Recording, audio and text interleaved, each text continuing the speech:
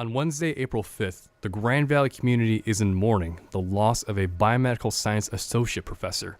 Stephen Hecht was walking to his class near the Cook DeWitt building on GVSU's Allendale campus when he collapsed. Many GVSU students, including Sam Hampshire, witnessed Hecht in distress and rushed to his help. I was walking out of the student services building and I saw a group of people gathered around. It looked a little bit chaotic. I was in shock. Still am. There was someone saying that it was life-threatening and telling people to take it seriously. There was a female student, looked like she was doing CPR. I asked if someone had already called 911. They said yes, and I continued on. Marley Sullivan and fellow students were walking along the clock tower when they saw Hecht collapse around 11:40. Her and her fellow CPR-certified students went to assist him until first responders came. The news came as a shock to the Grand Valley community, and especially... I've always been more or less a creative type, and music was just always a passion of mine. So when I got to college and I realized I had to figure out what I wanted to do with my life, music to me was always a dream and never really something that could be done. I kind of came to a crossroads my junior year and just said, you know, it's something I want to do, so I'm going to go do it, and I'm at least going to try, because otherwise I'm going to, blow the candles out at my 40th birthday and just regret that I never even gave it a shot. So I'd rather try and fail than never know what could have been. It wasn't easy because we wrote the whole EP by myself, paid for recording and everything by myself. I didn't have a band, so it was very very scary because I went into the studio completely alone, and my producer was really the other half of the project. I owe a huge deal of my decision in pursuing music to Mark Stewart at Raiden Studios in West Bloomfield, Michigan.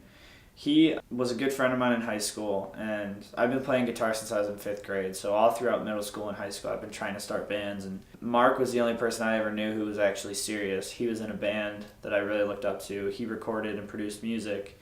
He eventually built his own studio, and that's where we recorded our EP. That's where we're recording now for our new album. So going into the studio now. The exciting thing about murals and public art is the size. The scale of a mural is so grand, and when you walk up to one, you're just immersed in that experience. You get to see an artist's image, their vision, brought to life on a larger-than-life scale. And I would say that it also provides an opportunity for anyone to enjoy art. I mean, I have a former supervisor who once said something that has resonated with me for the last 3 years. He said, art can be and should be for everyone.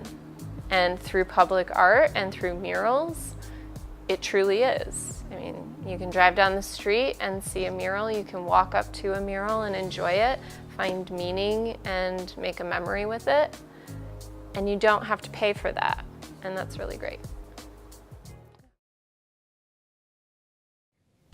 Welcome back, Lakers, to another edition of Laker News. I'm Stephen Borowy. And I'm Abby Zepka. Today we take a look at the Greek organizations on campus, as well as a fire at an off-campus apartment complex.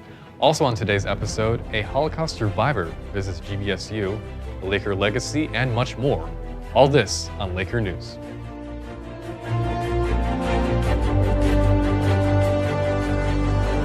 Over the weekend, there was a fire at an off-campus housing complex. Laker News reporter Blair Thompson was on the scene. We are here outside of apartment. In other Greek news, the fraternity of Alpha Psi Omega has completed their annual walk for multiple sclerosis. Let's take a look at their journey across Michigan.